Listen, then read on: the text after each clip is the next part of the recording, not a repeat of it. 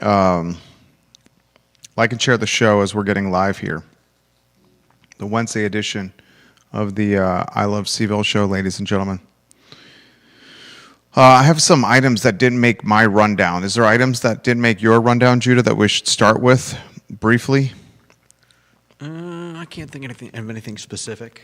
Okay. I have a couple on mine. We'll confirm the live on my Facebook, J-Dubs, live on the group, J-Dubs. You check LinkedIn if you could. Hello, Lauren and Ivy. Thank you for watching the program, Lauren and Ivy. We appreciate you. Let us know if there's any topics you want to cover, Lauren and Ivy, on the show today. We are talking about Ivy House, the play space that does need a new location.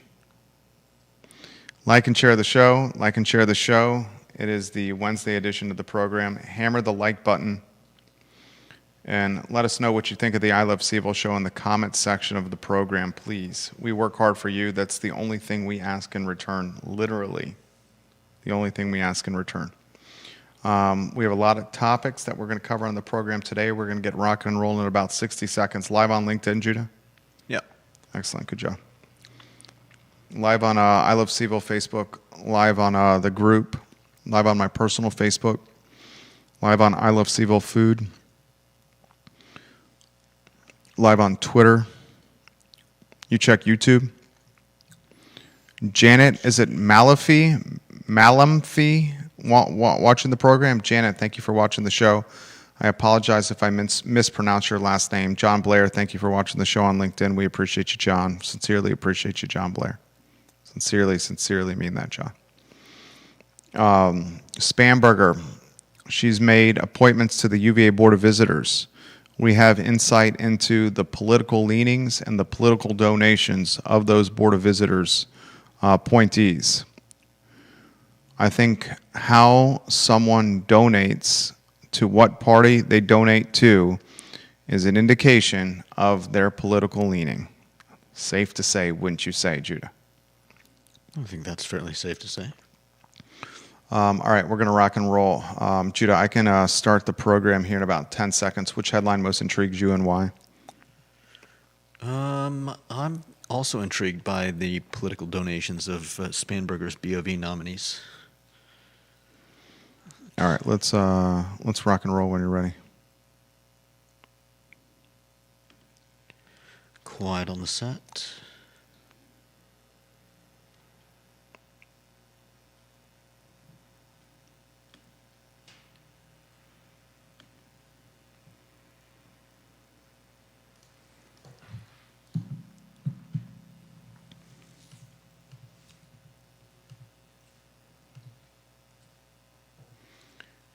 Welcome to the I Love CVille show, guys. My name is Jerry Miller. Thank you kindly for joining us. It's a pleasure to connect with you guys through the I Love CVille network on a Wednesday in downtown Charlottesville. Evidently, we have a snowpocalypse, snowmageddon on the horizon of, depending on who you follow, dangerous proportions, historical proportions, generational proportions. This is what we know. There's going to be a boatload of snow this weekend. I mean, the weather app is suggesting over the course of Saturday and Sunday that we're going to be hit with nearly 30 inches of snow in the Charlottesville and Albemarle County area. If you know anything about Charlottesville and Albemarle County, 30 inches of snow, if that does materialize, we're going to be shut down for days. That is not dramatic. That is reality. The only saving grace throughout this entire storyline is the preparation.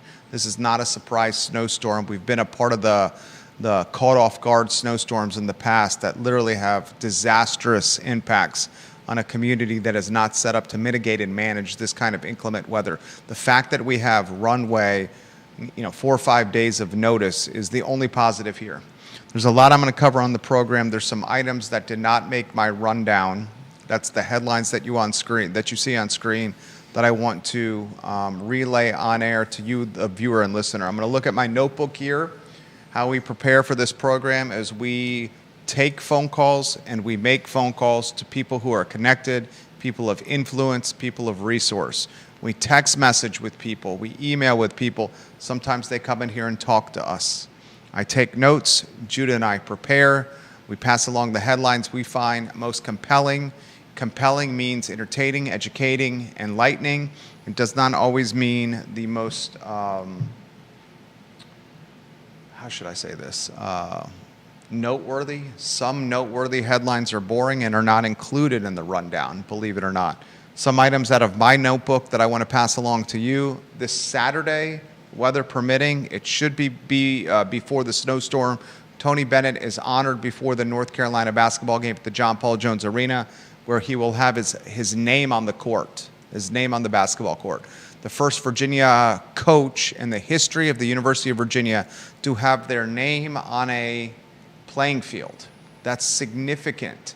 I caught flack yesterday on the Jerry and Jerry show and then on the I Love CVille show when I said Tony Bennett was the greatest coach in history of the Virginia Athletic Department without mentioning names of other sports teams. So, and frankly, I did mention names of other sports teams. Still, those other sports teams fans of the other sports teams gave me flack. Dom Starja, Brian O'Connor, Brian Bolin, those guys, Bruce Arena, those guys on the short list of greatest coaches in Virginia sports history. Of course, Todd DeSorbo, the swimming coach, has got to be on there. He's producing Olympians left and right. This is a lot of great coaches. The reason Tony Bennett's number one in my book is because he won a national championship, won a national title in one of the 2 revenue sports. That's why he's number one. Another item that did not make our rundown that I want to pass along to you. There is a congressman out of Texas, and this lawmaker out of Texas has plans, ladies and gentlemen, is currently introducing a new bill. And this new bill that he is introducing, I think, has some potential significance. The new bill is called the Don't Tax the American Dream bill. Basically, in a nutshell, I'm going to give you 30 seconds of rundown on what this new bill is about. Congressman out of Texas, the bill's called Don't Tax the American Dream. This congressman wants to eliminate capital gains taxes on the sale of homes. For those that don't know, capital gains are taxes on profits received from the sale of an asset. Currently, with home ownership, under current tax policy, an individual homeowner, one person, who has lived in a primary residence for at least two out of the last 5 years can exclude $250,000 from capital gains taxes on the sale of their home. A married couple can exclude $500,000 in taxes from the sale of their home if they've been there at least two of the last 5 years. Some people will say this is significant, $250,000 for an individual, $500,000 for a married couple. Here's the catch, though. The capital gains exemption has not been updated since 1997. So it's been 29 years since this exemption has been updated. Over that 29-year period of time, according to the National Association of Realtors, American home values have escalated 260%.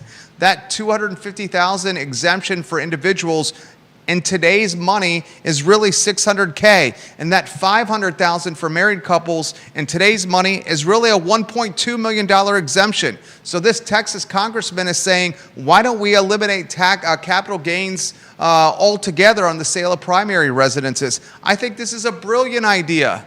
It's a brilliant idea. I've never understood why I'm paying taxes on the sale of my home when I was already taxed on the income that allowed me to purchase the home, taxed on the income that allowed me to put the down payment on the home, taxed on the income that allowed me to own the home from a county tax standpoint, from an electric bill standpoint, the income allocated to the electric company. We're taxed left and right. How are you also taxing us on the gains when we exit the home, when you taxed us on the front end and taxed us during the process? Furthermore, I think this bill, if it is approved, will create potential additional inventory or housing stock for a throttled American housing market, and that's good news for first-time home buyers. Now, naysayers will say this is only going to benefit the wealthy because it's only the wealthy that have equity in their home that's north of $500,000. Only the wealthy that have equity in their home that's north of $250,000 if they're an individual. And I say, sure, it's going to benefit the wealthy. They made the good decisions to buy their home.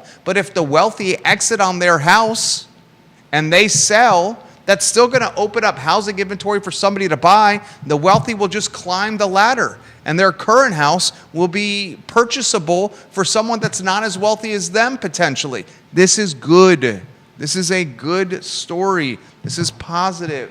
And frankly, get out of my pocket, government. Goodness gracious. All right, a lot I want to get to on the show. I want to give some love to Charlottesville Sanitary Supply. Nearly 62 years in business, Charlottesville Sanitary Supply. John Vermillion and Andrew Vermillion. Gentlemen of character, class, and integrity. The Vermillions, their family business, Charlottesville Sanitary Supply, is online at charlottesvillesanitarysupply.com. You order anything sanitary or cleaning related at charlottesvillesanitarysupply.com. Anything at all. And it's delivered for free to your doorstep at price points that the big box stores cannot beat. There's no reason not to shop at Charlottesville Sanitary Supply and charlottesvillesanitarysupply.com. And they just launched a new company, Charlottesville Swimming Pool Company, where they are consultants or concierges for anything swimming pool related. Water testing, pool robots, pool covers, the creation of pools, in-ground, above-ground, filters, anything swimming pool. You call them, they'll help you figure it out, and then you'll have a better swimming pool for you guys to enjoy. Vermillions are A-plus people. A-plus people.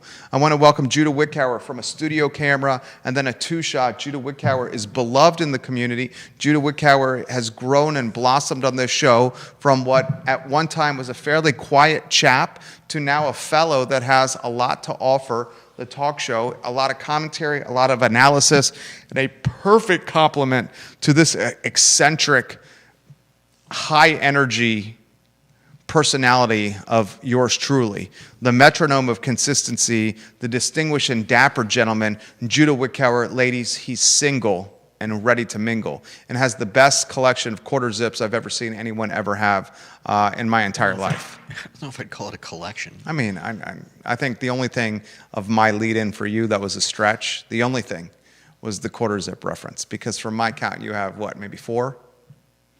I don't know. You need more Ann Wickower originals. Ask Ann Wickower to create more quarter zip and sweaters. It's cold out there. Monday, the low is 1 degree. Tuesday, it's 1 degree. It's bananas, Judah. I know. It's like I'm up in Minnesota again. Well, you grew up in Maine. Yeah, I grew up in Maine. Maine's a little more even-keeled than Minnesota. I've got family in Minnesota, and I've been there. I've been there in the warm months, and I've been there in the really cold months. Olivia Branch, welcome to the program. Tina Wyatt-Breeden, welcome to the program. If you like the show, share the show, hammer the like button, spread the gospel. What headline most intrigues you and why, Judah Wickower? Well, I'm actually surprised by what the Cavalier Daily has revealed about the political donations of Spanberger's BOV nominees. And that, tied with some of what she said in her inauguration speech, has me quietly hopeful that she's going to try to keep her governorship apolitical. In large majority, her nominees for the UVA Board of Visitors financially supported her campaign. Yeah, that's hardly a surprise. Okay, so to say that her efforts are apolitical, I think is a bit disingenuous, or certainly ambiguous. Well, she's called for a removal of politics from universities and from running the state. And if you look at the political, the political donations, while it's true that a lot of them have donated to her, and that's hardly a surprise, there are also people in here who have donated to Republicans, and some of them almost exclusively to Republicans. Yeah, and that leaves me hopeful that that she does not want this to be political. That she's not going to raise the flag against the federal government, and that she just wants to govern. Also an indication that the people appointed to the board are hedging by donating to both parties. I scratch your back, you scratch my back. They hedge by donating to both. and trying to pick two horses in a race. Because if one of those two horses win, then they have leverage with the horse that gets to victory lane. I posted this yesterday, and I'm going to start posting quotes that I think are significant, that I find significant on the I Love CVille network. On yesterday evening, while having an IPA, watching some television with my wife, I posted this: every choice has an invoice. I'll say it again. Every choice has an invoice. Mm-hmm. And I posted that while also tagging the location, Virginia State Capitol, because every choice has an invoice and how it applies to the University of Virginia. If there's an effort to push it, am I framed the right way? Do you need me to move one way or the other? Am I good here? Yeah, I think you're good there. I seem to be leaning a little one way in the shot. Am I not? I can push you to the side. And every choice has an invoice, right? If Spanberger's administration does choose to push President Scott Beardsley out of the presidency of the University of Virginia, that invoice is $8.5 million. No doubt. Okay. Every choice has an invoice. If when Spanberger's administration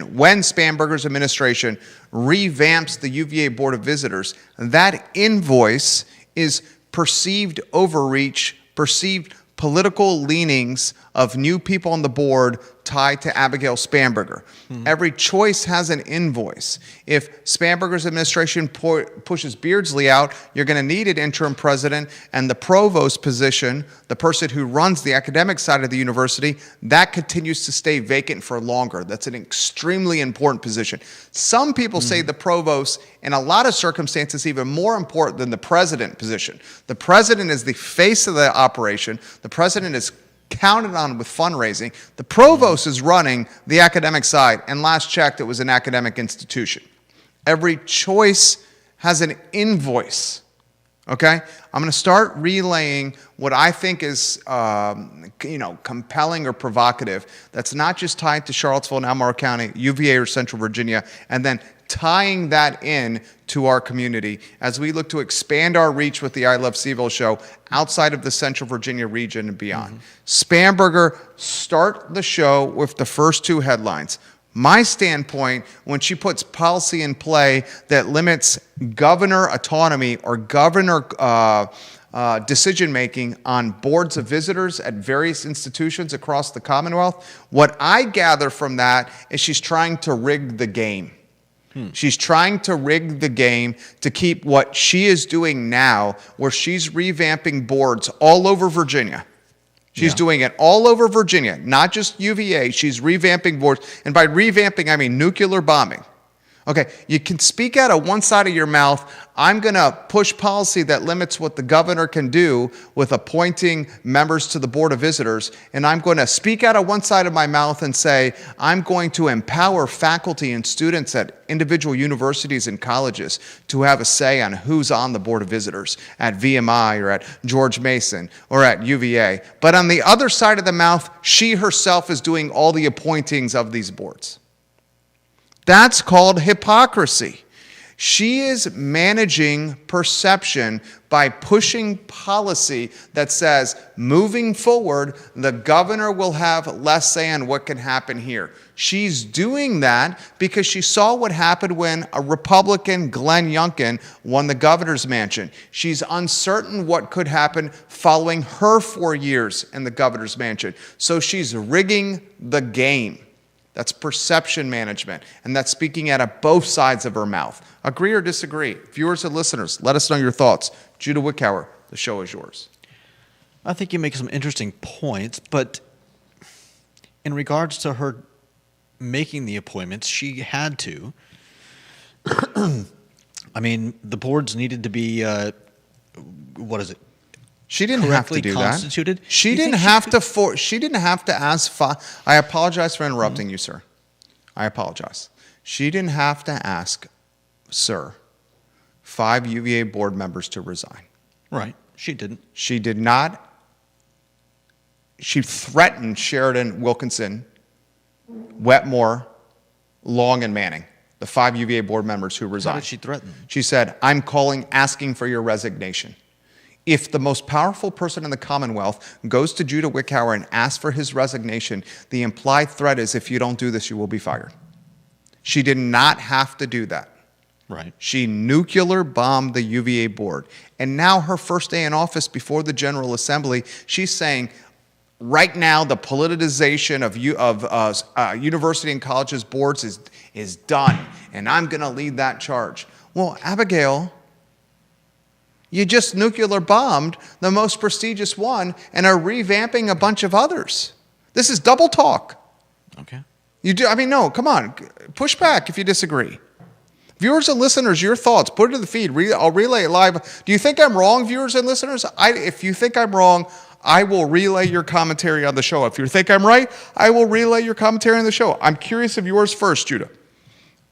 I think there's a lot that remains to be seen that we have to wait and find out about. I think that you may be correct in some of this, requiring that the faculty and staff have voting representation on the boards, that they be more active in choosing the members.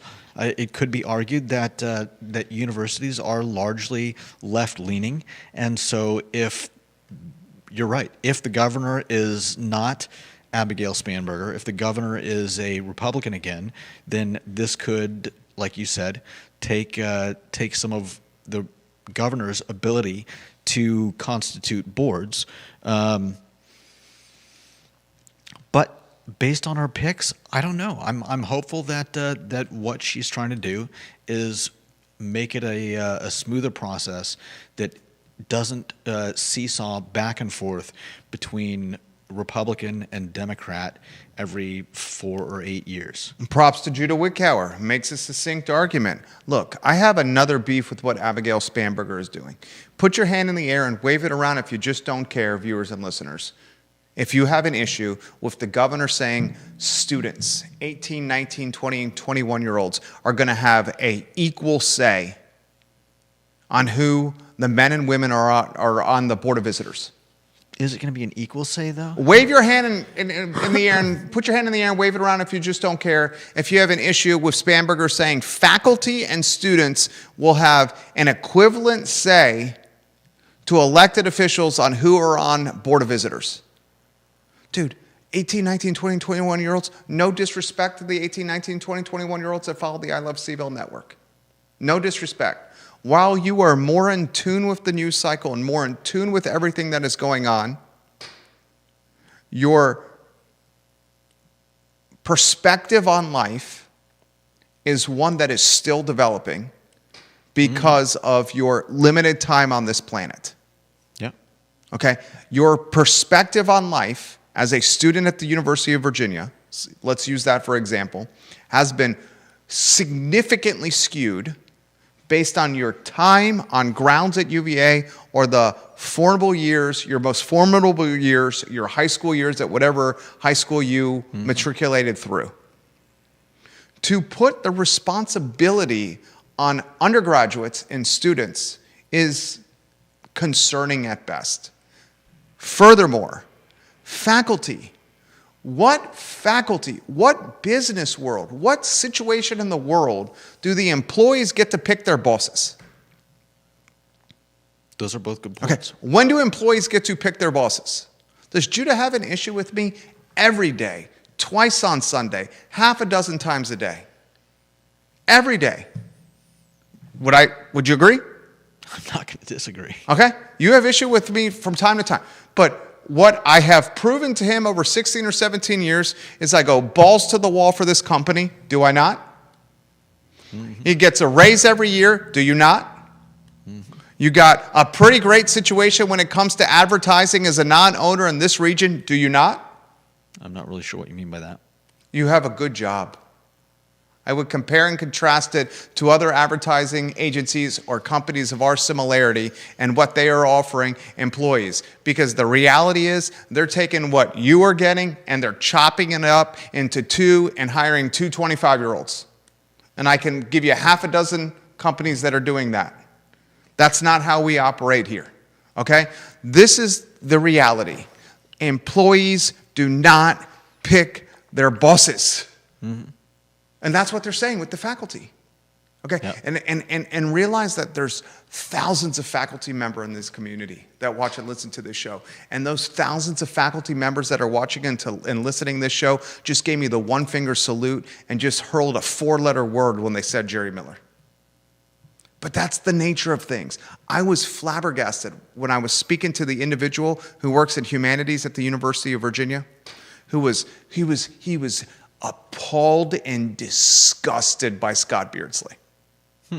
He said, he snapped back and said, I said, Scott Beardsley's playing chess when everybody else is playing checkers. He's making $8.5 million if he's fired. And he goes, that guy is no more than a scoundrel who leveraged a vulnerable situation to line his pockets. And I said, and you wouldn't do the same? And then he made this comment, 75% of the graduates that matriculate from the University of Virginia are not tied to business in any capacity. And then I snapped back. How many of those 75% of the graduates that are not tied to business that matriculate and graduate through the University of Virginia end up funding and donating to the University of Virginia post-graduation during their professional career? And he was silent. Because you look at the money from the alumni at the University of Virginia, the donors of merit, they are coming from finance, McIntyre, Darden, law, some medicine. It's not coming from the humanities. Okay? And I'm going to catch flack from that. But that's the reality. Why viewers and listeners listen to this show unafraid, unabashed, unfiltered, unaffiliated. That's the commentary we provide. That's why you listen. This individual from humanities, this professor, walked out of the conversation with us, tail tucked between his legs. It was myself, a McIntyre guy, a McIntyre employee, and this professor. Joshua Batman watching the program.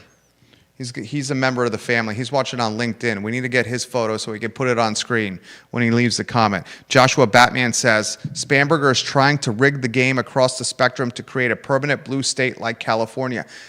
Joshua Batman, I appreciate the comment. Spanberger, I'll repeat, is trying to rig the game. That is what she's doing here. And she's doing it by talking out both sides of her mouth. Okay. I'm going to take away the power from the governor on who can be board appointed and give it back to the people. But I'm only going to do that after I nuclear bomb all the boards. We're going to lead a redistricting effort to diminish Republican strangleholds like the 5th. Why are we doing that? You, the viewer and listener, decide. And I'm no Republican, and I'm no Democrat. I'm of the party of common sense that votes on policies and promises and not on party lines. John Blair's photo on screen, number 2 in the family. I think people who oppose this capital gains tax reduction that you started on at the beginning of the show probably are not understanding the current building climate. Builders are more and more looking at the detached single-family space as the cash cow, and they're focusing on building upper-end products in that category. We long ago lost the idea of a single-family detached starter home. With the current interest rate environment and market dynamics, the throttling really is in the following product category. $400,000 to $700,000 for a 2,000 square foot home in Charlottesville and Albemarle.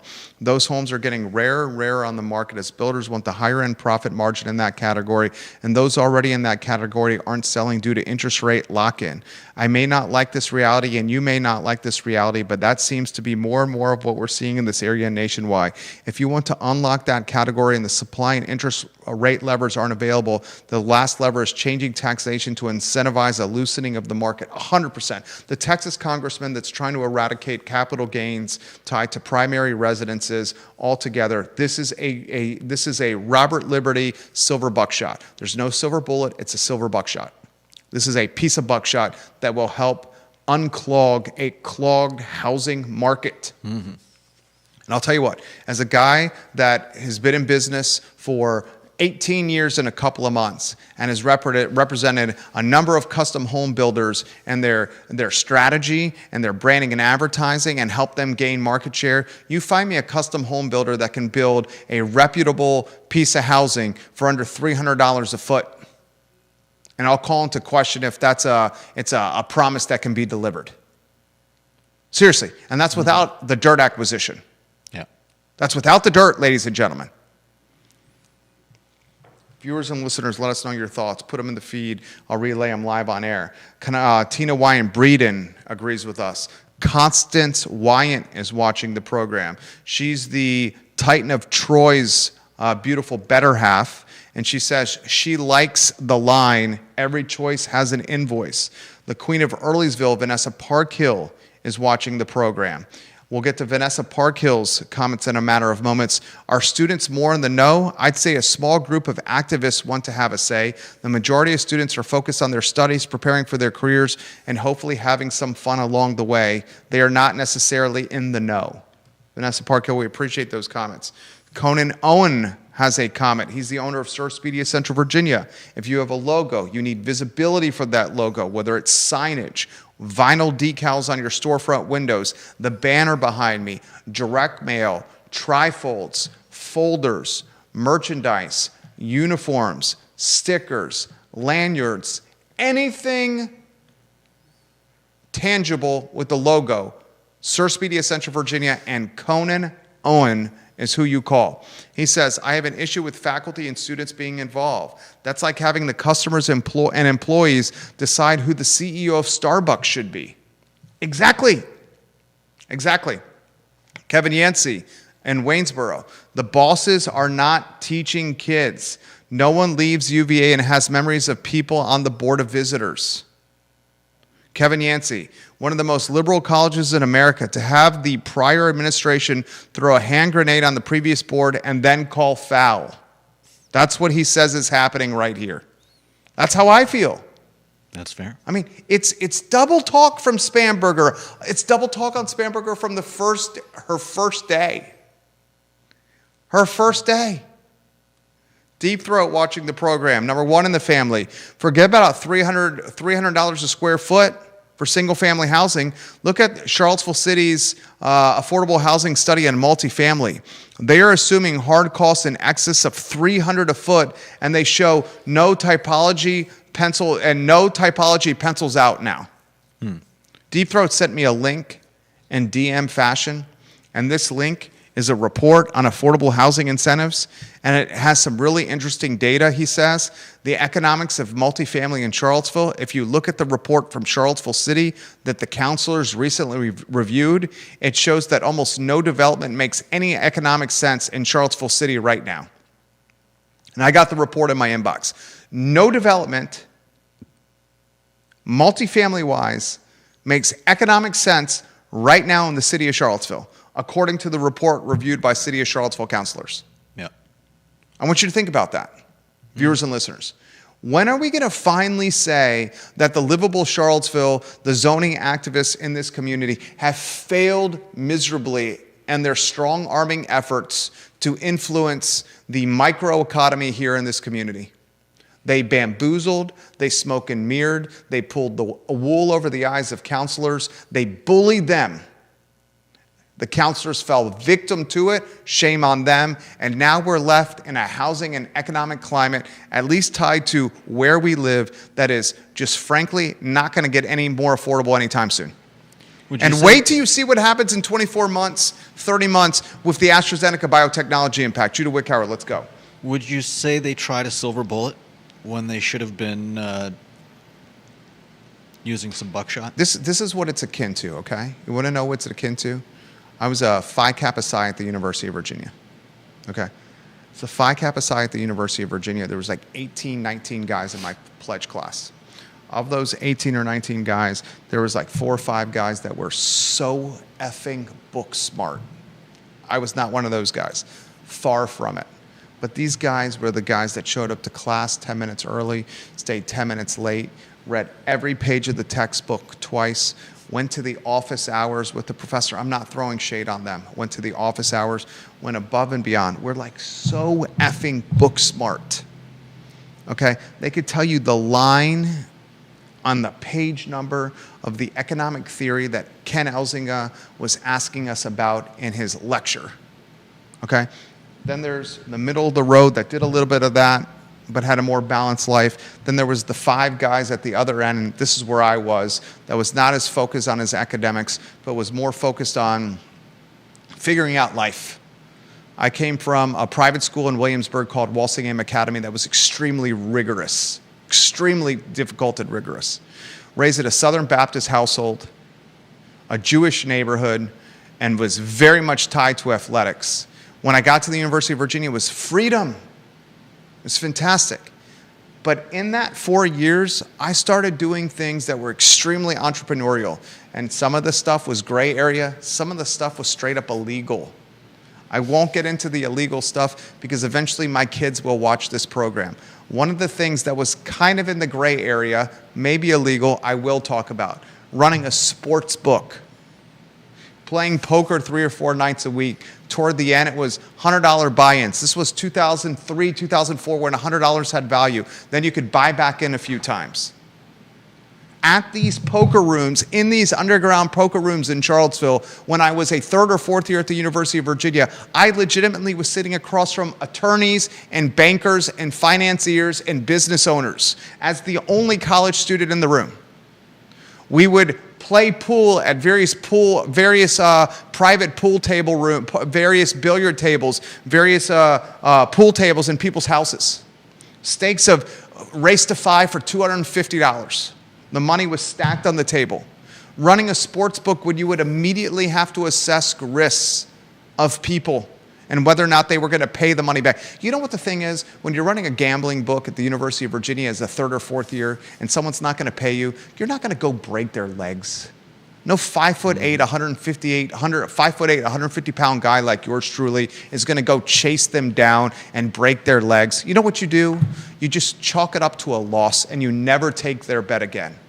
You know what's worse with someone who has an appetite for gambling? What's even more worse than hurting them? Not letting them gamble. Not letting them bet ever again. And this was a time when there was no other way to bet. You weren't placing bets online. You say, I'm not taking your bet again. Eventually, these people wanted to get beat up. Seriously. You think I'm joking? Just break but my leg. In that 4-year period of time of sitting at a table till 3 a.m. with 4 or 5 other guys that were bankers and finance guys and hedge fund guys and lawyers, there was even a judge or 2 that would be playing as the only college student, or playing in various rooms around Rugby Road or in Albemarle County and shooting pool against people. I grew up with a pool table in my house. Okay? Playing for $250 for a first to 5, $500 for a first to 5. You learn to size people up. And this is the point I'm making. Those 5 people that were in my pledge class that were extremely book smart, if you had them today say, you have to go start a business and figure out a way to make money, drive incremental revenue while keeping your current clients happy, and you need to do it for 18 years like Jerry has done, they wouldn't know how to get from A to B. They're very, very, very, very good vice presidents of operation. They're very, very, very, very good, right-hand people of the COO. They are not C-suite. They don't have the street smarts. They don't have the savvy. They don't have the personal skills, the gift of human connection, the negotiation ability, the prop skills, the proposition skills, the hedging skills, the real-time moment risk assessment that you need to do this. And they will tell you that. They will straight up tell you that. Now, not everyone has those skills. Those skills are not, you're not born with them. They're developed. Mm-hmm. They are developed.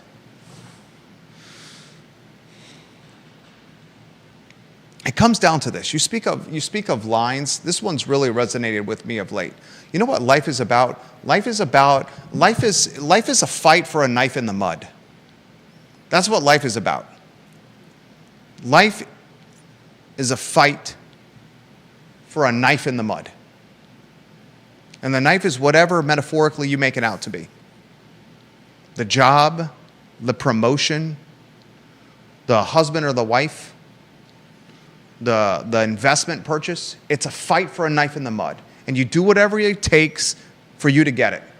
One of the most influential teachers I ever had in high school. I had more influence in my life at Walsingham Academy than I did at the University of Virginia. Mr. Ed Gillespie. He was my algebra teacher, my Algebra 2 trig teacher, and my pre-calculus teacher. 3 years he taught me math. And over those 3 years, over algebra, Algebra 2 trig, and pre-calculus, he had us write the letters D, W, Y, G, D at the top of every test and quiz. And if we wrote D, W, Y, G, D at the top of over a test, every test and every quiz, he gave us 5 points just for putting that acronym on the paper because it was so significant to him. And that acronym stood for Do What You Gotta Do. Do what you got to do. That's effing life. And I'll tell you what, Abigail Spanberger, do what you got to do. She's rigging the game. Whether someone has the cojones to call her out on it, besides this show, do what you got to do. Chris Mead's watching the program. He's a Walsingham Academy alum. He remembers Dwight Good with Ed Gillespie. Do you not, Chris Mead? This guy was a year younger than me at Walsingham Academy. Massive New York Mets fan, massive Seinfeld fan, massive baseball fan. A year younger than me in all my math classes. And I was on the advanced track in high school in math. And here was this kid that was a year younger than me performing at the clip of people that were a year older than him. He was extremely intelligent. Can I get an amen, Chris Mead? Spanberger rigging the game. What else you got on the headlines? It's the 1:11 marker, and I got a 1:30 phone call with somebody that's looking to sell his business. I got to figure out how we're going to sell 50% equity stake in a business. It's going to be a challenging endeavor, but it's Dwight Good. Next headline, what do you got? Alpco home assessor presenting data to Soups today? Today at 1:30 p.m., so in 18 minutes, the assessor for Albemarle County is presenting to the supervisors of Albemarle the housing data on how much values have gone up or down. Albemarle County does its home assessments on a much more regular basis than more of the surrounding counties, which is advantageous to Albemarle County because when homes do go up in value year over year, the county is able to collect that revenue. Fluvanna County, for example, I think does it every 4 years, to put it into perspective. This is an extremely important meeting that is flying under the radar with legacy and traditional media. Because this conversation with the county assessor and the supervisors will determine what the supervisors do with a real estate tax rate increase or not. Last year, they increased it 4 cents, the real estate tax rate. And they chalked up a 4-cent real estate tax rate increase to the grant money during COVID that had expired that was allocated to fire, rescue, and police. And because that COVID relief money was gone, the fire, rescue, and police people that were hired during the pandemic, they wanted to keep them on board. So they needed to raise the real estate tax rate 4 cents. Then they bamboozled the 4-cent real estate tax rate increase by throwing in a little affordable housing into it and perception management saying, we're going to raise your tax rate on your homes to help housing affordability initiatives. The reality was only $1.2 million from that incremental tax base, that incremental tax increase was allocated to housing affordability. $1.2 million. Let me tell you right now, in today's time, $1.2 million for housing affordability, that's going to get you about 24 Coleman tents and a handful of Yeti coolers for housing affordability. That ain't getting you anything else.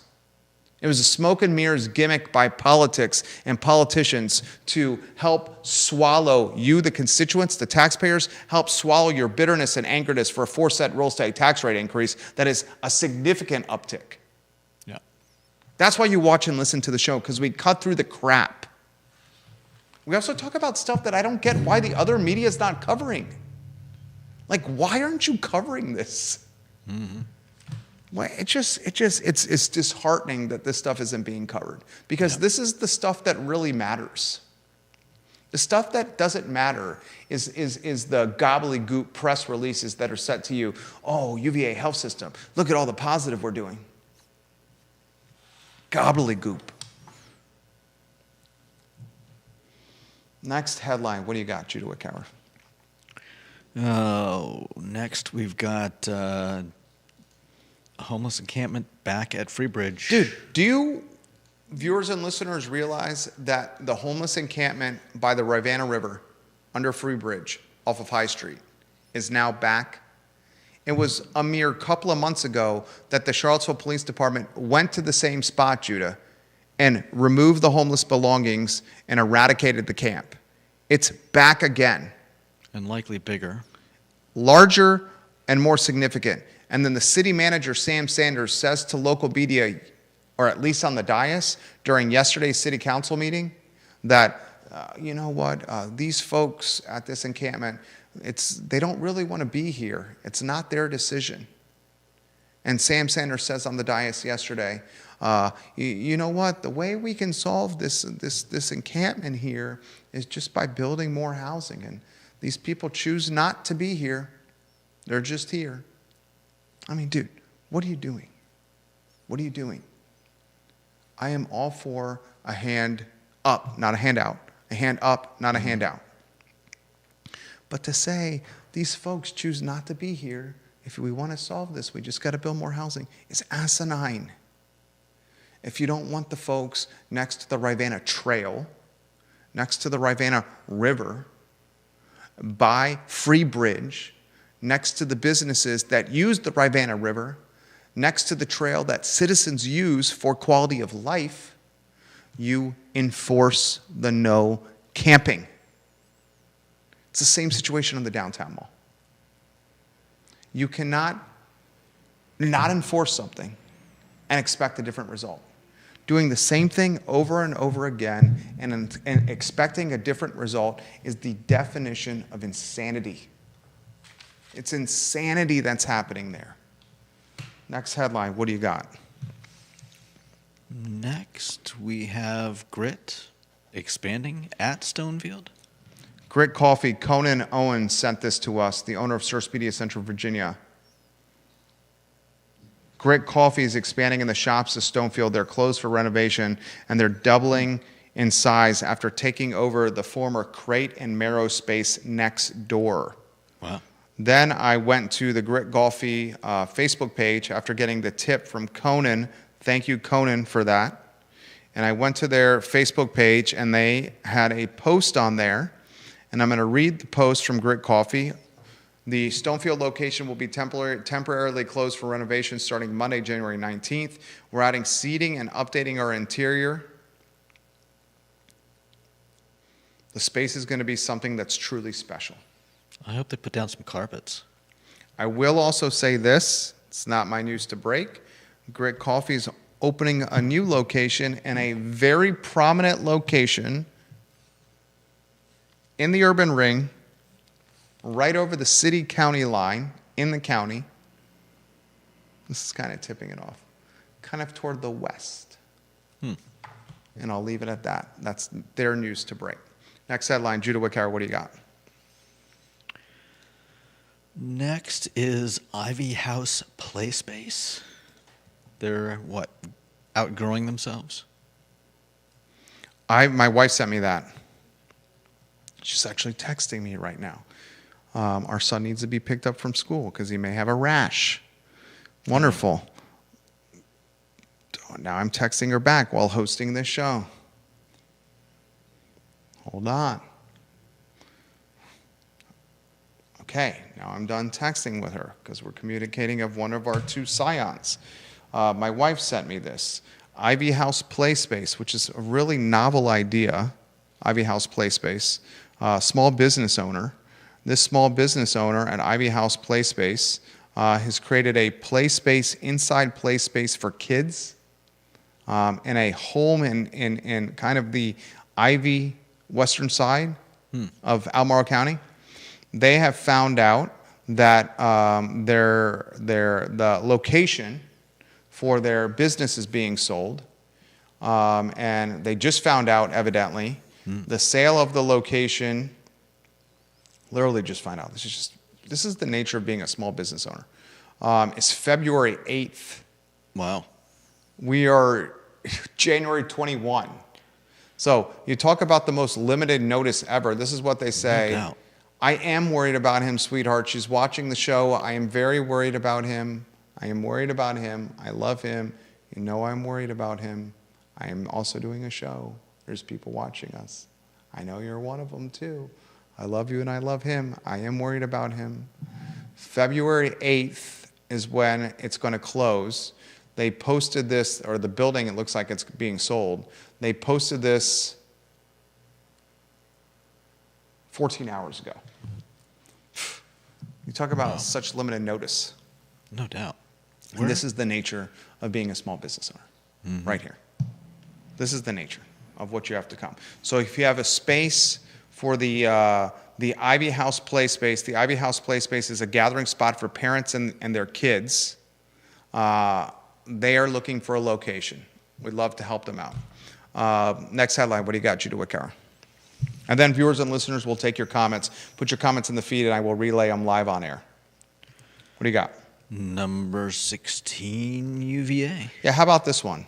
The University of Virginia football team, the AP Top 25 final rankings are out, and Virginia football finishes 16th in the top 25, ranked number 16 in the nation in the top 25. This is the first time, ladies and gentlemen, since 2004, first time in 21 years, that the University of Virginia is ranked in the AP Top 25. The last time they were ranked in the AP Top 25 was 2004 when they were number 23, 2002 when they were number 22, 1998 when they were number 18, 1995, 16, 94, 15. So 21 years, for the first time in 21 years, Virginia football has been ranked in the Associated Press Top 25. Tony Elliott, ACC Coach of the Year, a Gator Bowl victory. Virginia football 16, ranked 16 in the top 25. The last time they were ranked higher than 16 was 1994 when they were 15 in the country. There was only one other time when Virginia had a higher national ranking in the top 25, in the AP Top 25. 1951, they were ranked 13 in the Associated Press Top 25, 1951. And then in 1994, they were ranked 15. This is significant. Well done. 75 years. Well done, Tony Elliott. Very, very, very well done. Vanessa Parkhill says she loves Grit Coffee. Dozens of people are saying they love the show. Logan Wells Kalelo and Olivia Branch, we appreciate your support. We have print, radio, and television watching the program yet again. I see 6 different states watching the show. Jessica Willard, Barbara Becker-Tilley, Margaret Phillips, thank you for giving props to us on the show. We appreciate you. Kevin Yancey, Suzanne Coffey, thank you for watching the program. If you like the show, just spread the gospel for us. Let somebody know about the show. Ginny Who, thank you for the retweet. Let somebody know about the show. Ginny Who says this: I went to Costco for supplies for our homeschool dance, and it felt like my life was in danger the way people were shopping because of Snowmageddon.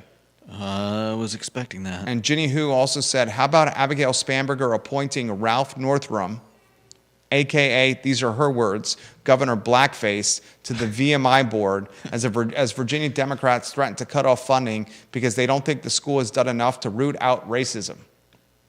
You know what? I'm going to retweet that, Ginny Who. There's the comment of the day. Abigail Spanberger, who's doing her best to depoliticize BOVs across the Commonwealth.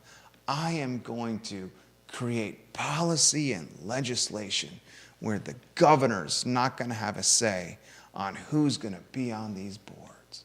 I'm going to take the politics out of the boards.